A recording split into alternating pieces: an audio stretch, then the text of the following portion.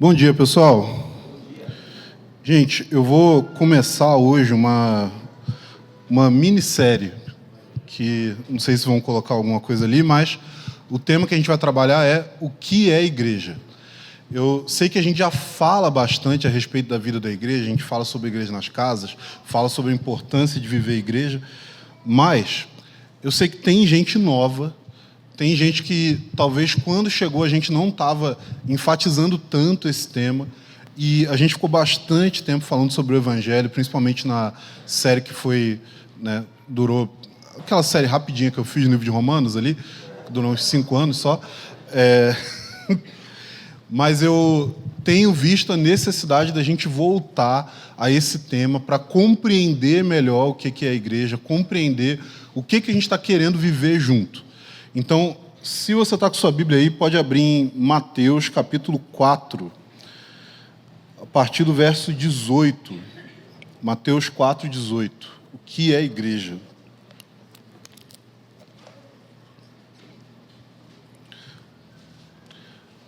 Então, essa é a primeira de 3 que a gente vai falar sobre esse tema aí. Então, Mateus, capítulo 4, a partir do versículo 18. Ainda estou ouvindo um barulhinho de umas páginas virando, só esperando vocês chegarem lá.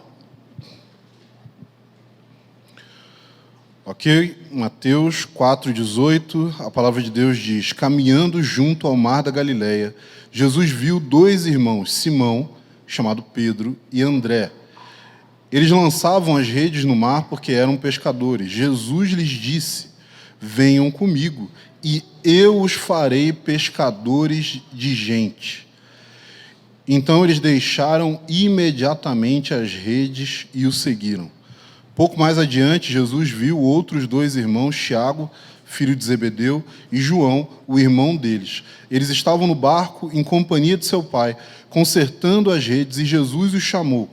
Então eles, no mesmo instante, deixaram o barco de seu pai e seguiram Jesus.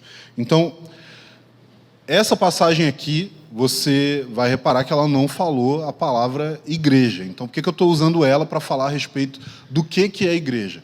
Eu estou usando ela porque, se a gente for tentar definir igreja só pelo momento que a Bíblia usa a palavra, você vai perceber que, por exemplo, Jesus só falou de igreja 2 vezes.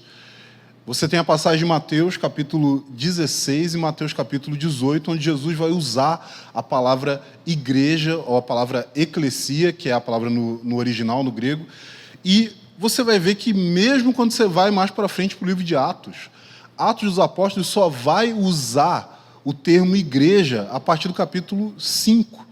Então quer dizer que até esse momento aqui não havia igreja.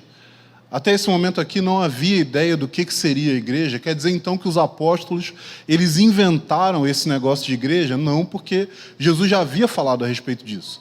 Ele já tinha falado sobre igreja. Mas qual que era a base que os apóstolos utilizaram para entender como eles deviam viver como igreja, sendo que Jesus não ficou enfatizando isso no seu ensino? Bom, é muito simples. A base que os apóstolos utilizaram foi o tipo de vida que eles viveram com Jesus. Jesus andou com os seus discípulos por toda a Galileia, ele andava para um lado e para o outro, e no momento em que ele chamava essas pessoas para serem seus discípulos, não era uma hora que ele estava falando para eles o seguinte: você agora vai fazer parte da minha organização. Agora você vai ser um dos proclamadores do meu reino, então eu vou te dar aqui vários recursos, você vai ter um curso agora que vai te preparar para você poder proclamar o reino, e aí você vai ter o certificado de que você pode me representar. Não, Jesus não fez isso. Jesus fez o seguinte, ele falou: vem e me segue. Basicamente vem e vive comigo, participa da minha vida. Anda para os lugares onde eu estou andando. Vai para onde eu estiver. Esteja comigo o tempo todo. Então, quando os discípulos ouviram Jesus falar a respeito de igreja, eles não entenderam que igreja era uma coisa completamente diferente daquilo que eles estavam vivendo. Eles não entenderam que igreja era um negócio que ia divergir muito da experiência que eles estavam tendo no relacionamento deles com Jesus. Eu sei que na nossa cabeça hoje, quando a gente fala a respeito da igreja, a gente pensa esse cenário que a gente tem aqui. A gente pensa uma pessoa num palco, várias outras pessoas sentadas ouvindo alguém falar ou ouvindo pessoas tocarem seus instrumentos e cantarem, e, se Deus quiser, elas estão tocando e cantando suficientemente alto para encobrir a minha inabilidade de cantar. A gente entende igreja desse jeito. A gente pensa em igreja, a gente pensa num prédio, a gente pensa numa reunião, a gente pensa num salão, a gente pensa numa organização. Os discípulos não pensavam em nada disso quando eles ouviam igreja. E é por isso que eu já falei várias vezes para vocês que grande parte do que a gente chama de igreja é exatamente aquilo que o Novo Testamento não aponta como sendo essencial para a igreja. Não é essencial para a igreja ter um salão, não é essencial para a igreja ter som, não é essencial ter uma TV para passar a letra das músicas ou colocar algum banner de uma pregação, não é essencial nem ter cadeira. Não sei se você sabia, mas no primeiro século a igreja se reunia, nas suas reuniões públicas todo mundo ficava em pé. Mas não quer dizer que a gente tem que fazer assim, tá? Não vou pedir para você levantar e ficar assim até o final da pregação. O que eu quero dizer é que a gente precisa entender o que é a essência da igreja para que a gente não fique debaixo de um engano de achar que a gente está vivendo algo que a Bíblia diz que a gente deve viver, quando na verdade a gente está vivendo só um negócio que foi inventado há poucos séculos. A nossa vida como igreja, ela deve ser pautada pelo que a gente tem de ensino no Novo Testamento sobre isso. Ela não deve ser pautada pelas experiências que a gente teve no passado. Ela não deve ser pautada simplesmente por aquilo que funciona melhor. Ela não deve ser pautada, assim, na sua base, por coisas que são simplesmente estratégias humanas. Se você tira o prédio, a igreja permanece. Se você tira o som, a igreja permanece. Se você tira a pregação, a igreja permanece. Se você tira a música, a igreja permanece. Se você tira os eventos ou qualquer uma dessas outras coisas, cara, tudo isso é supérfluo em relação ao que é a essência da igreja. Não quer dizer que essas coisas não ajudam. Não quer dizer que essas coisas não podem ser benéficas. Mas como eu aprendi há vários anos atrás, eu ouvi um homem de Deus, dizendo o seguinte: olha, a estrutura que nós temos precisa servir a vida, e não o contrário. É muito fácil fazer com que a vida sirva à estrutura. É muito fácil fazer com que a gente se gaste em prol de instituições e estruturas e planos que não têm a ver com a essência do que é a igreja. É muito fácil você transformar o ministério em algo que não tem nada a ver com aquilo que Jesus chamou a gente para viver. Então, quando a gente fala a respeito de igreja, a gente precisa entender o que é a essência do que a gente está falando. E a gente precisa mergulhar na realidade disso que é o chamado de Jesus para cada um de nós. Quando a gente vê essa cena aqui, Jesus chegando diante desses homens e chamando eles para andar com ele, a gente está vendo a execução daquilo que é a principal característica do ministério de Jesus em relação aos apóstolos e a todos aqueles que o seguiam. É um negócio que chama discipulado. E quando a gente fala a respeito de discipulado, eu não estou querendo dizer aqui necessariamente o discipulado no sentido que, por exemplo, a gente vai começar a ter agora, que é de dentro das igrejas caseiras você vai ter uma estrutura de discipulado, que vai ter material, que vai ter orientação. Não é disso que eu estou falando. Isso é uma forma de cooperar com o discipulado, mas discipulado de verdade é o nosso chamado de seguir Jesus, imitar Ele e ser transformado à imagem dele. Isso é discipulado. Quando Jesus fala para esses homens aqui, olha, me sigam porque eu vou fazer de vocês pescadores de homens. O que ele está dizendo é que, olha, da mesma forma como eu estou chamando vocês agora, como eu estou resgatando vocês de um tipo de vida e pensamento e espiritualidade que está ligada a todas as tradições do judaísmo desse tempo e que várias vezes perdem o ponto daquilo que é o propósito de Deus. Assim como eu estou fazendo isso com vocês, eu também vou enviar vocês para fazer isso com outros. Ser discípulo de Jesus é a essência do que a gente quer dizer com ser igreja. Ser discípulo de Jesus é aquilo sem o que você não faz parte da igreja. Não adianta você dizer assim, não, mas eu creio em Jesus, eu tenho muita fé. Tá, mas você segue Ele? Fala assim, não, eu sigo Jesus, tá, mas você abandonou tudo para seguir Ele? Você fala assim, cara, mas o que você quer dizer com abandonar tudo? Quer dizer que eu tenho que largar meu emprego? Quer dizer que eu tenho que largar minha família? Quer dizer que eu tenho que largar meus amigos? Quer dizer que eu tenho que largar meus hobbies? Quer dizer que eu tenho que... O que eu tenho que fazer exatamente? Então, a questão não tem a ver com você largar essas coisas imediatamente. A questão tem a ver com o seu coração não estar nessas coisas. Houveram pessoas que Jesus disse, vem e me segue. Houveram pessoas que Jesus disse, não, fica aqui. Mas todas essas pessoas precisavam ter um coração que valorizava Jesus acima de qualquer outra coisa. Acima das suas riquezas, acima do seu sucesso, acima da sua popularidade, acima até da que a sua própria família. Acima do que aquilo que eles consideram precioso. Jesus falou que alguém que encontra o reino de Deus é como um homem que achou um tesouro escondido num campo. O que isso quer dizer, gente? Isso quer dizer que alguém achou em um terreno que estava sendo vendido algo de muito precioso. E aquele terreno ele parece não ter muito valor. Para as pessoas ao redor, aquele terreno não tem valor nenhum. É um terreno baldio. É um lugar que não é muito visado, que não é procurado. Mas essa pessoa viu que tem algo de valor ali. Essa pessoa enxergou que aquilo ali tem um potencial. E aí ela vende tudo que ela tem, compra aquele terreno. Só que a passagem, Jesus diz o seguinte, ela vende tudo que tem com alegria. Quando a gente fala de seguir Jesus, de abandonar tudo, a gente não está falando de algo que a gente deve fazer para se sentir um mártir, para se sentir orgulhoso do tanto de coisa que a gente abandonou por Jesus. Quando a gente fala de abandonar as coisas pelo reino de Deus, a gente está falando de algo que produz alegria no coração daquele que de fato se tornou um seguidor de Cristo. Ser discípulo de Jesus significa que você preza por se tornar como Ele, por obedecer Ele.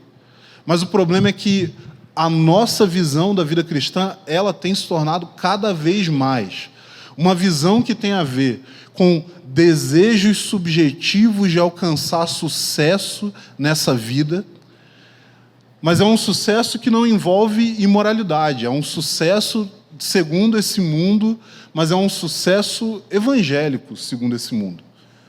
É um sucesso crente, é um sucesso no ministério, é um sucesso, mas sendo um pai de família, é um sucesso, mas sendo uma pessoa correta, mas é um sucesso nesse mundo.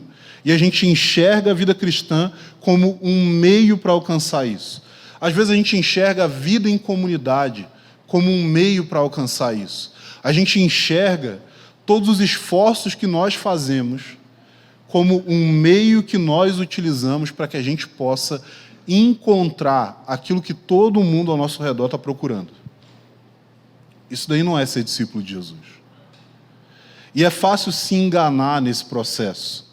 É fácil olhar para as palavras de Jesus como sendo exageradas.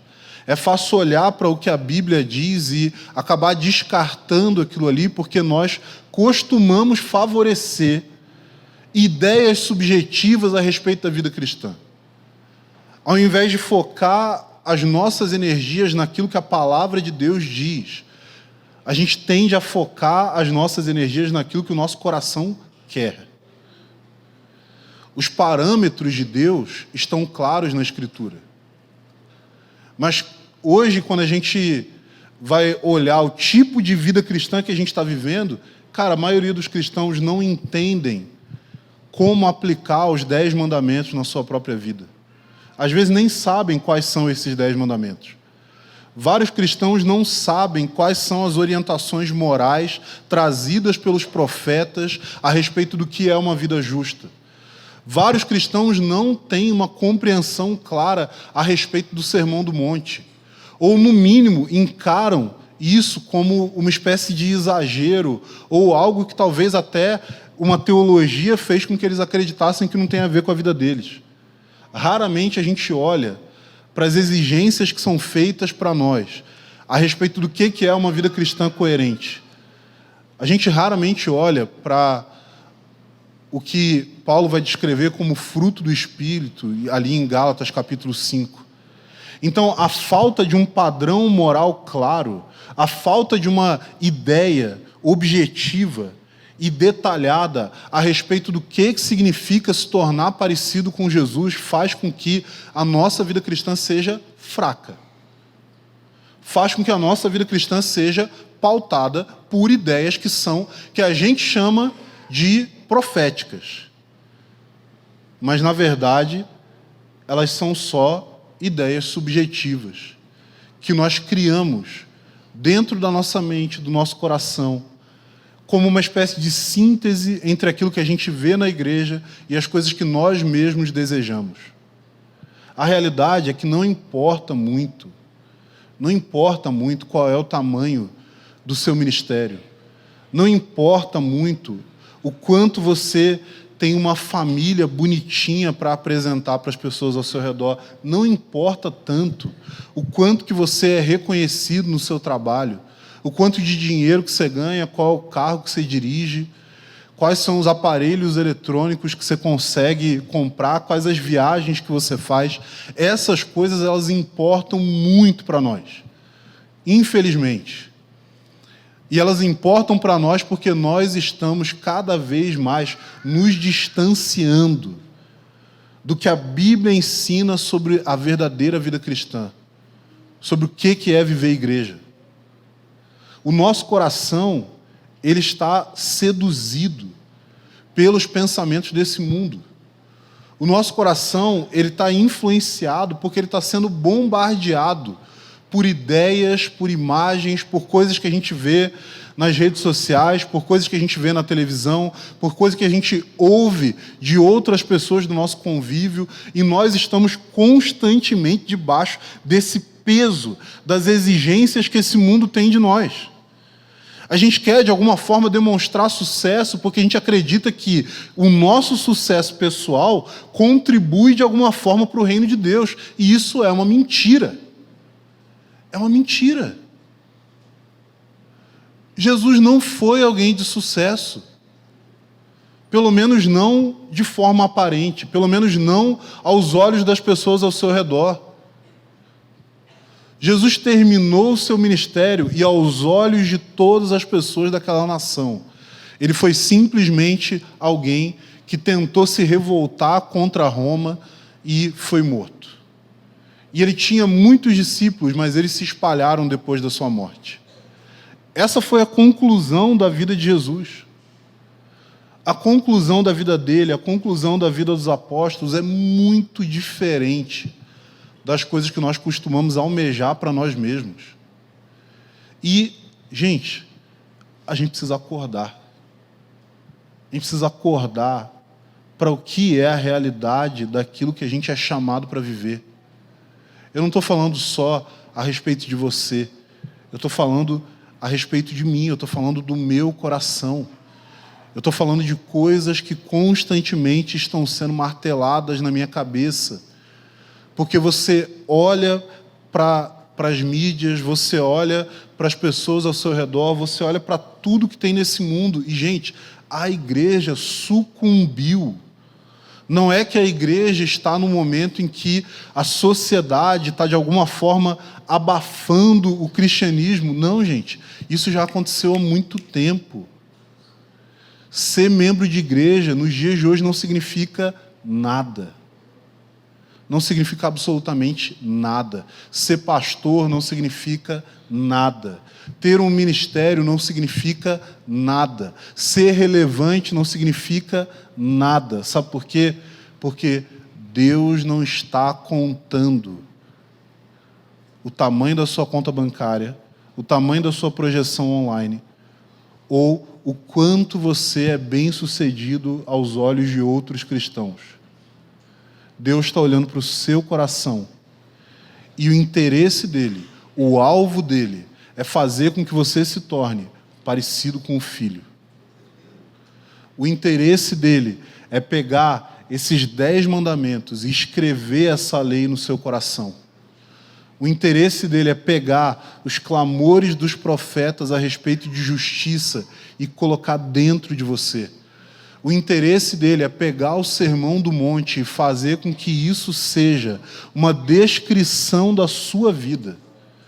O interesse dele é pegar o fruto do Espírito e fazer com que isso seja o tipo de fruto que é gerado na sua vida. Porque ser igreja não significa nada se essa igreja não é constituída por um coletivo de pessoas que estão cada vez mais se tornando parecidas com Jesus. Como que você tem medido a sua vida cristã? Como que você tem refletido a respeito da sua caminhada?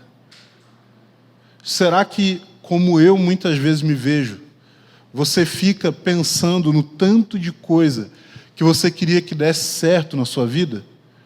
O tanto de coisa que você queria que funcionasse? O tanto de coisa que você queria ter a capacidade de fazer?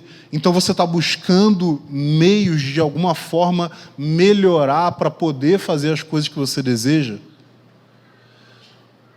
Ou a sua preocupação é olhar para a Escritura e tentar perceber, tá, eu preciso saber o que está aqui descrevendo a vida de Cristo e que falta aqui dentro de mim.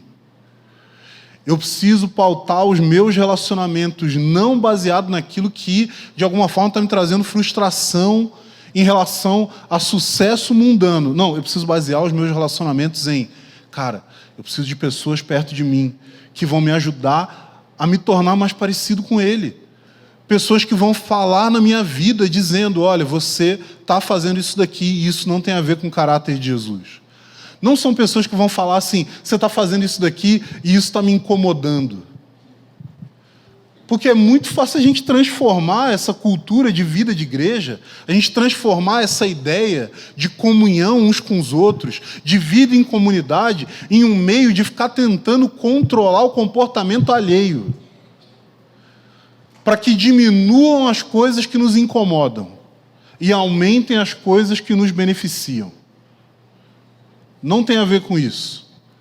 Tem a ver com olhar para o outro e entender o que eu posso fazer para ajudar ele a ser parecido com Jesus. E como que ele pode me ajudar também no processo, na minha caminhada, para ser parecido com Cristo. Eu preciso olhar para onde Jesus está indo e eu preciso seguir ele. Mas para onde que Jesus está indo? Como que eu vou descobrir isso? Como que eu vou saber? Como que eu vou entender para onde Jesus está caminhando? Como que eu vou descobrir as pegadas dele para poder chegar no lugar onde ele está? Onde que eu vou saber isso? Gente, você vai saber isso através da Escritura. Você vai saber isso através da Bíblia. E aí você pode me perguntar, não, mas a minha preocupação é que eu quero ouvir de Deus. Sim, concordo totalmente, eu acho que é importante a gente ouvir de Deus. Mas eu acho que a principal coisa que a gente precisa ouvir de Deus é dizer, Deus, fala no meu coração aquilo que está na sua palavra. Fala no meu coração aquilo que está na Bíblia. Porque quando Deus fala no meu coração o que está na Bíblia, isso daqui ganha vida. Eu sou empoderado por Deus para viver as coisas que estão descritas aqui e que pela minha própria força eu sou totalmente incapaz de fazer. Totalmente incapaz. Eu não tenho condições. Mas diante da minha fraqueza, A graça dele pode operar. E a graça não tem a ver só com nos perdoar dos nossos pecados. A graça tem a ver com nos empoderar para que a gente possa manifestar a vida dele. A graça de Deus, ela não é um negócio que tem a ver com justificar o nosso pecado.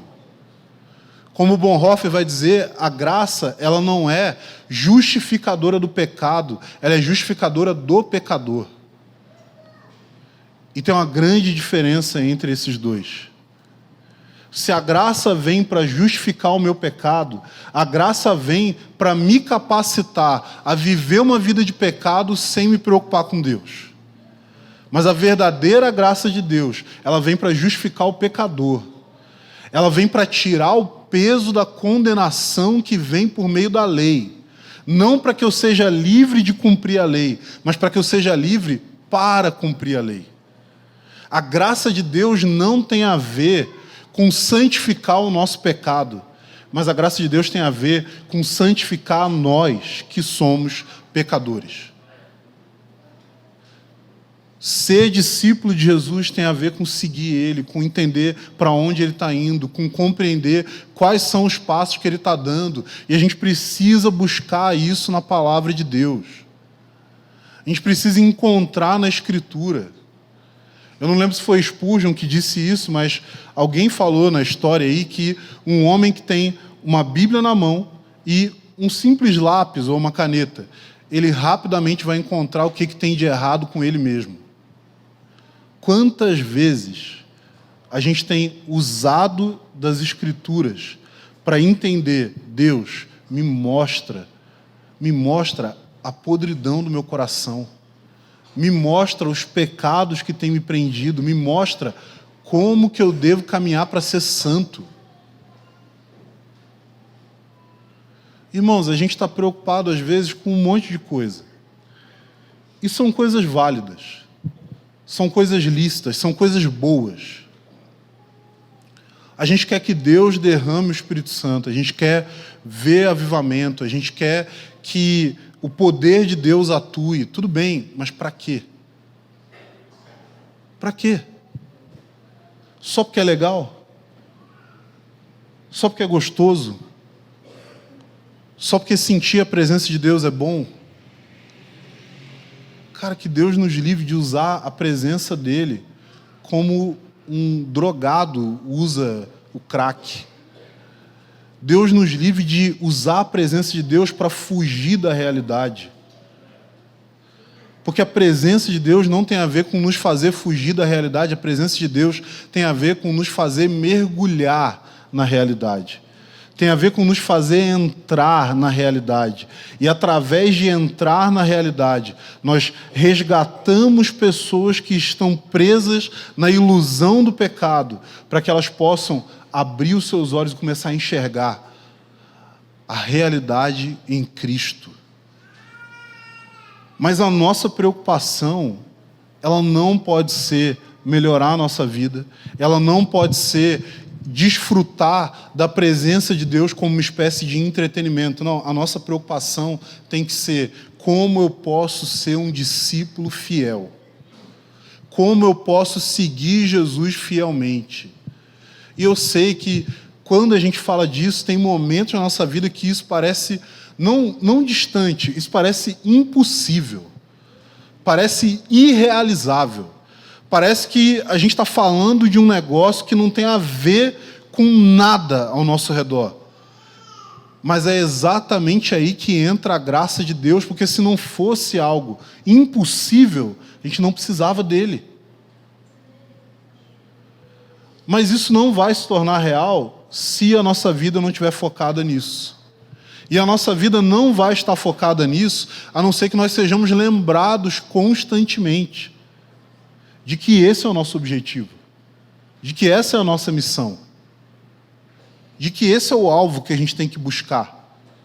Se a gente não for lembrado disso, facilmente a gente vai cair novamente nesse feitiço, nessa hipnose, nessa embriaguez desse mundo.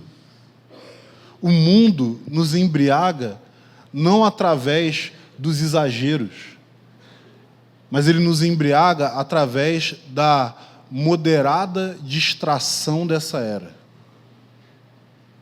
O mundo nos embriaga não com uma dose cavalar de mundanismo, mas com pequenas doses que nós vamos consumindo no nosso dia a dia e, sem perceber, nós passamos a fazer parte daquele cenário. Tem uma cena no livro Cadeira de Prata, que faz parte das Crônicas de Nárnia, né, que foi, inclusive, o que a Elisa me obrigou, quando eu fui aluno do CPP, a fazer a peça. E tem uma cena que um dos personagens, né, todos os personagens estão ali sendo enfeitiçados por uma canção. É uma canção, né? De uma feiticeira. E eles estão ali, sabe, perdidos, esquecendo o porquê que eles estavam ali, qual que era a missão deles. E, de repente, um dos personagens, que é o que eu interpretei na peça, ele vê uma fogueira e ele enfia o pé dele na fogueira. O cheiro da carne dele queimando desperta os outros do sono.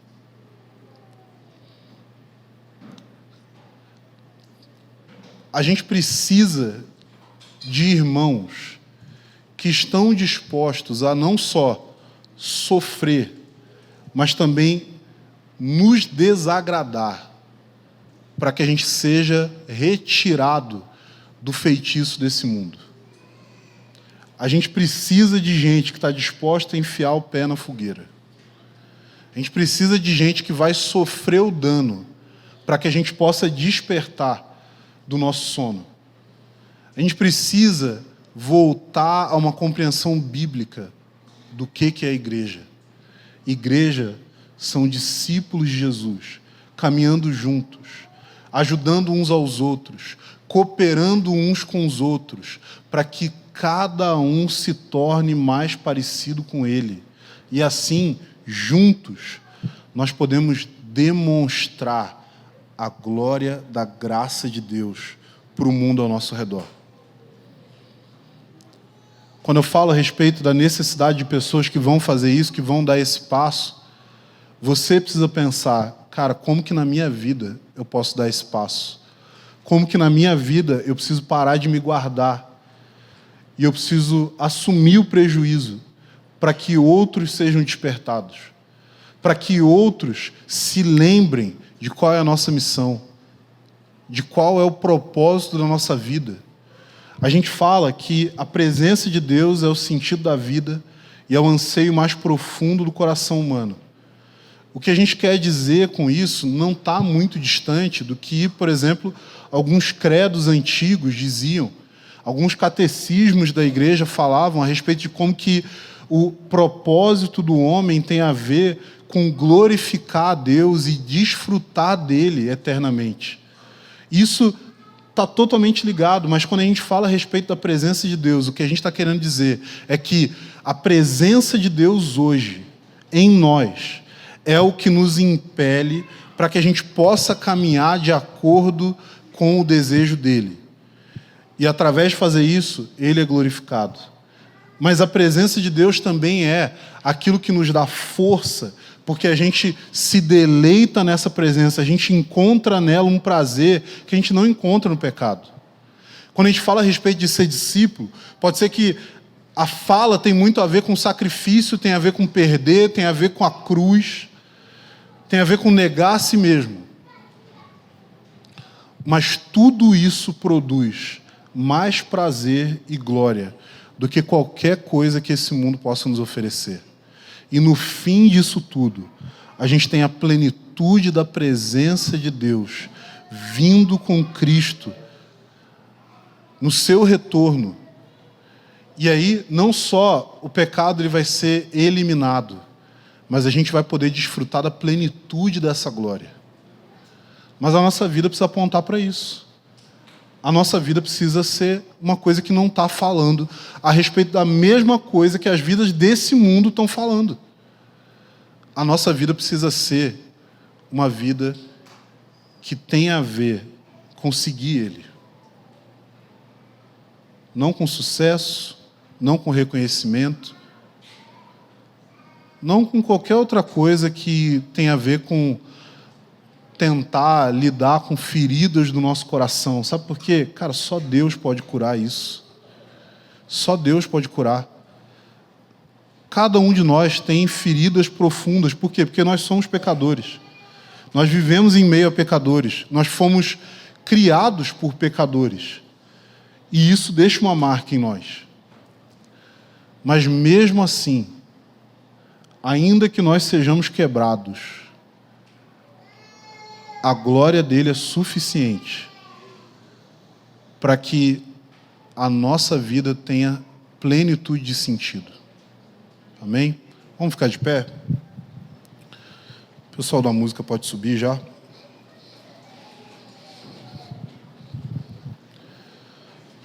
Feche seus olhos, vamos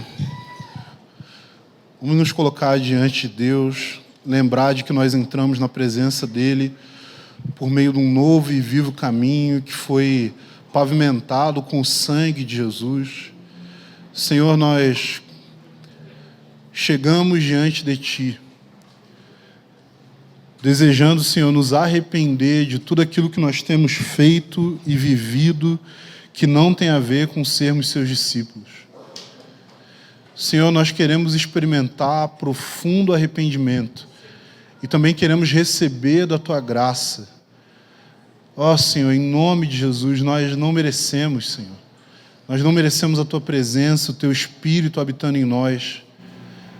Mas, por causa do Teu nome, da Tua fama, da Tua glória, transforma o nosso coração. Transforma-nos como comunidade, Senhor. Como igreja, nós queremos abraçar esse chamado de seguir o Senhor. Ó Deus, em nome de Jesus, Pai. Ajuda-nos, Senhor, a abandonar os sonhos mundanos, as expectativas que não têm a ver contigo, Senhor.